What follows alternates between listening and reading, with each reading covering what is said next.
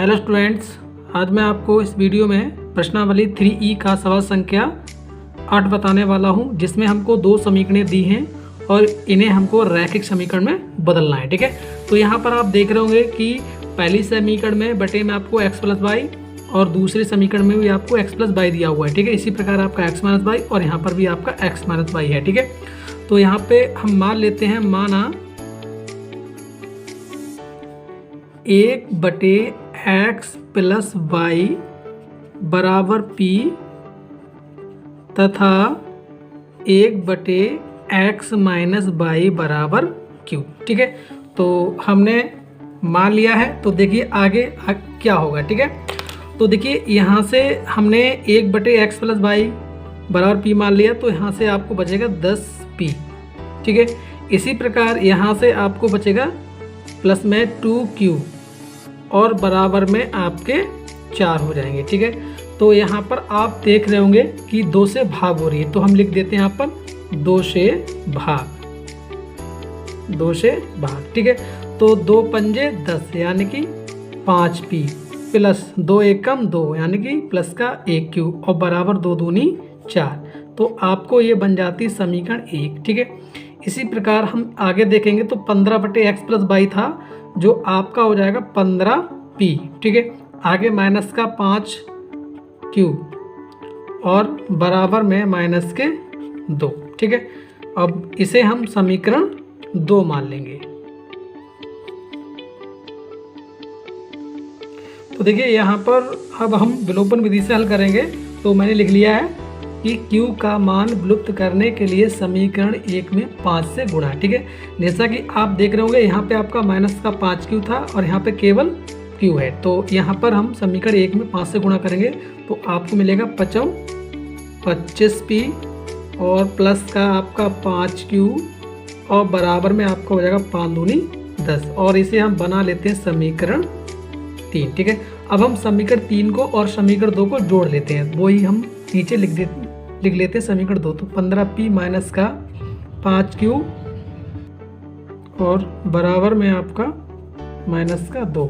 ठीक है, अब देखिए यहाँ पर हम जोड़ने पे हल कर लेंगे, जोड़ने पर। ठीक है, तो जोड़ने पे हमारा 5q से 5q खत्म हो जाएगा और ये हमारे जुड़ के हो जाएंगे 40। ठीक है, तो 40p और बराबर में आपको 8, कितना बचेगा आपको 8 बचेगा। ठीक है, तो देखिए अगर हम यहाँ से p का मान निकालेंगे तो आपका हो जाएगा p बराबर 8/40। ठीक है, तो आप जानते हैं कि 8 एकम 8 और 8 पंजे 40, तो आपको p का मान, देखिए यहाँ पर आपको p बराबर 1/5 मिल जाता है। ठीक है, अब इस p का मान हम समीकरण 1 में लगा देते हैं। ठीक है, तो p का मान समीकरण 1 में। ठीक है, तो आपको दिया था 5p, तो 5 गुणा 1/5 और प्लस q बराबर 2। ठीक है, तो आप जानते हैं कि 5 से 5 कट जाएगा तो आपका q बराबर हो जाएगा 2 माइनस 1, क्योंकि ये वाला 1 माइनस का हो जाएगा उसको जाके। तो इस प्रकार आपको q का मान मिल जाता है 1। ठीक है, लेकिन अभी आपके आंसर मान्य नहीं है, क्योंकि समीकरण में आपको x y दिया था और अभी हमने मान निकाला है p q का। तो देखिए आगे क्या करते हैं। तो देखिए यहाँ पर मैं बात कर लेता हूँ p की। तो p बराबर हमने माना था कि 1/x प्लस वाई। ठीक है, जो बराबर हो जाएगा 1/5 के। जब आप कैची गुणा करेंगे तो आपको मिलेगा कि x प्लस वाई बराबर 5 और जिसे हम समीकरण मान लेंगे 4। क्या मान लेंगे 4। ठीक है, और इसी प्रकार हम q बराबर हमने माना था 1/x माइनस वाई और बराबर हो जाएगा 1 के। तो आप यहाँ पर भी कैची गुणा करेंगे तो आपको मिलेगा x माइनस वाई बराबर 1, जिसे हम समीकरण मान लेंगे 5 और इन दोनों समीकरणों को जोड़ देंगे। तो लिख देते हैं यहाँ पर कि समीकरण 4/5 को जोड़ने पर। ठीक है, तो हमारा हो जाएगा x प्लस वाई बराबर 5 और x माइनस वाई बराबर 1। ठीक है, जोड़ने पे ये 22 वाई खत्म हो जाएगा और x आपका 2x और बराबर आपके 5 और 1 6।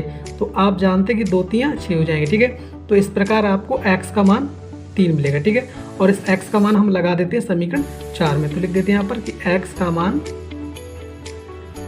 समीकरण 4 में, ठीक है।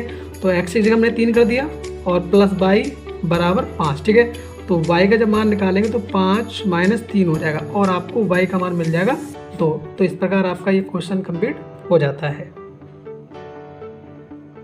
अब मैं आपको सवाल संख्या 9 बताता हूँ, जिसमें आप देख रहे हो बटे में आपके अंडर रूट में x और y हैं। तो इसको भी हम रैखिक समीकरण बदलेंगे। तो हम क्या करेंगे कि 1 बटे अंडर रूट x बराबर p ले लेंगे और 1 बटे अंडर रूट y बराबर q ले लेंगे, ठीक है। तो देखिए हमारा पहला समीकरण बनेगा कि 2p और प्लस 3q बराबर 2, इसे हमने समीकरण 1 मान लिया है। और इसी प्रकार अगला समीकरण बनेगा 4p - 9q और बराबर -1, ये हमारा समीकरण 2 बन गया, ठीक है। तो यहाँ पर हम अगर q का मान विलुप्त करेंगे तो समीकरण 1 में 3 से गुणा करनी पड़ेगी, ठीक है। तो वो मैं आपको लिख दे रहा हूँ। तो देखिए मैंने यहाँ पर लिख दिया कि q का मान विलुप्त करने के लिए समीकरण 1 में 3 से गुणा, तो हम 3 से गुणा कर देते हैं। तो आपको मिलेगा 2 तियाँ 6p और इसी प्रकार 3 तियाँ 9q हो जाएगा आपका और बराबर 3 दूनी 6 और ये बन जाती है आपकी समीकरण 3, ठीक है। और हम ये समीकरण 3 और समीकरण 2 को आपस में जोड़ लेते हैं, ठीक है। तो समीकरण 2 को नोट करेंगे तो 4p माइनस का आपको हो जाएगा 9q और बराबर माइनस का 1, ठीक है। ये आपकी समीकरण 2 है। और जब दोनों को जोड़ेंगे तो हमारा 9q से 9q खत्म हो जाएगा और ये आपके 6 4 10p हो जाएंगे और बराबर आपको बचेगा प्लस का 5, ठीक है।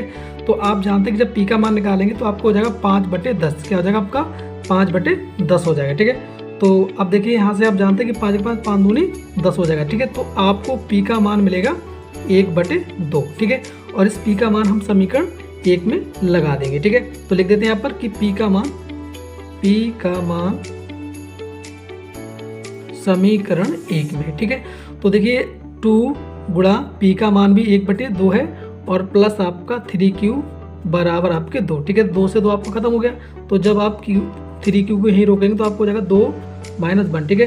तो इस प्रकार आपका 3q बराबर आपको हो जाएगा प्लस का 1। जब आप q का मान निकालेंगे तो आपको मिलेगा 1/3, ठीक है। चलिए अब अभी आंसर हमारा मान्य नहीं है क्योंकि समीकरण में यानी सवाल में आपको x y दिया था। तो देखिए आगे हम क्या करते हैं कि मैं बात कर लेता हूँ पहले p की। किसकी बात करता हूँ? p की, ठीक है। तो p हमने माना था कि 1/√x जो बराबर हो जाएगा 1/2 के।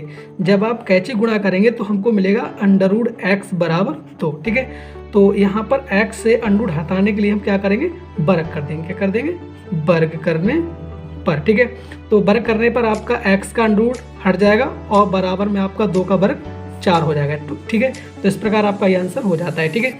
इसी प्रकार मैं q की बात करूँ तो q हमने माना था कि 1/√y जो बराबर हो जाएगा 1/3 के, ठीक है।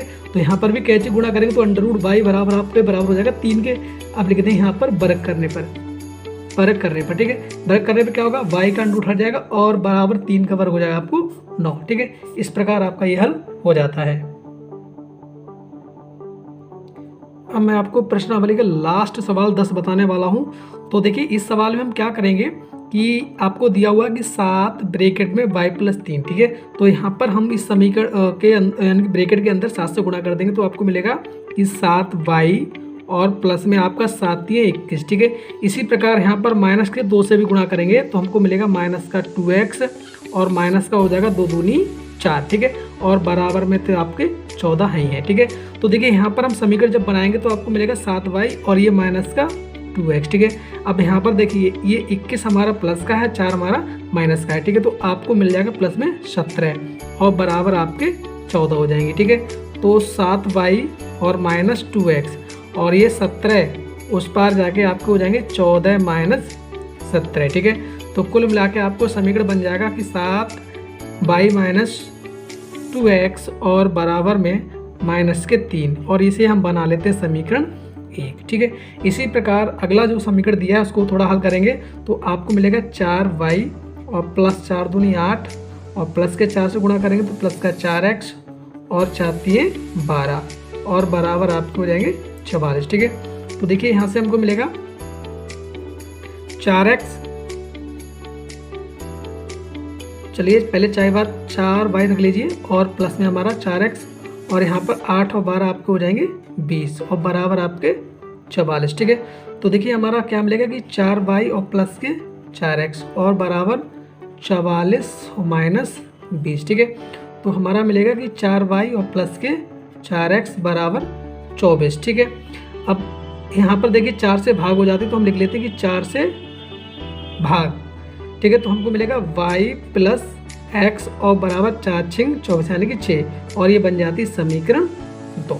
ठीक है, चलिए अगर हम x का मान यहाँ पर विलुप्त करेंगे तो हमको समीकरण, चलिए यहाँ पे मैं 4 से भाग ना देख के 2 से भाग करता हूँ। किससे भाग करता हूँ? 2 से थोड़ा सही रहेगा। ठीक है, तो यहाँ से हमारा 2y और यहाँ से हमारा 2x और यहाँ से आपको मिलेंगे 12। कितने मिलेंगे? 12, क्योंकि अब हमारा ये फ़ायदा हुआ कि हमारा देखिए पहली समीकरण में माइनस का 2x दिया है और दूसरे में हमारा प्लस का 2x हो गया, जिससे आपको दोनों को जोड़ने पे हल हो जाएगा। ठीक है, तो यहाँ पे लिख देता हूँ कि समीकरण 1 व 2 को जोड़ने पर। ठीक है, तो हमारा हो जाता कि 7y माइनस 2x और बराबर -3 और इसी के नीचे हमारा 2y प्लस का 2x और बराबर में 12। ठीक है, तो जोड़ने पर क्या होगा, ये 2x से 2x खत्म हो जाएगा और ये आपको हो जाएंगे 9y। क्या हो जाएंगे? 9y और बराबर में भी जब घटाएंगे तो आपको 9 ही मिलेंगे। ठीक है, तो आप जानते हैं कि 9 से 9 खत्म हो जाएगा तो आपको y का मान मिलेगा 1। कितना मिलेगा? 1 मिलेगा। ठीक है, देखिए यहाँ से आपको प्लस के 2 बचे क्योंकि 12 प्लस का था और 3 माइनस का था। ठीक है, चलिए अब इस y का मान लगा देते समीकरण 1 में। ठीक है, y का मान समीकरण 1 में। ठीक है, तो समीकरण 1 थी हमारी 7 गुणे 1 और माइनस 2x बराबर माइनस के 3। ठीक है, तो देखिए माइनस के 2x बराबर -3 तो हमारे यहीं हैं और ये 7 एकम 7 ये भी माइनस के हो जाएंगे। ठीक है, जिससे हमको क्या मिलेगा कि माइनस का 2x बराबर माइनस के 10। क्या मिलेगा? माइनस के 10 मिलेंगे। ठीक है, माइनस के 10 बराबर में, तो जगह यहाँ पे थोड़ा कम है तो थोड़ा यहाँ पे मैं समझा रहा हूँ आपको कि जैसा कि आपको यहाँ से बराबर के इस ओर माइनस के 2x है और बराबर में -3 और 7 हो जाएंगे माइनस के 10। ठीक है, तो माइनस से माइनस खत्म हुआ और आपका 2 पंजे 10 हो जाएगा। ठीक है, तो इस प्रकार आपका x का मान 5 मिल जाएगा। ठीक है, y का मान आपको 1 मिला और x का मान 2। ठीक है, तो इस प्रकार आपका ये हल हो जाता है।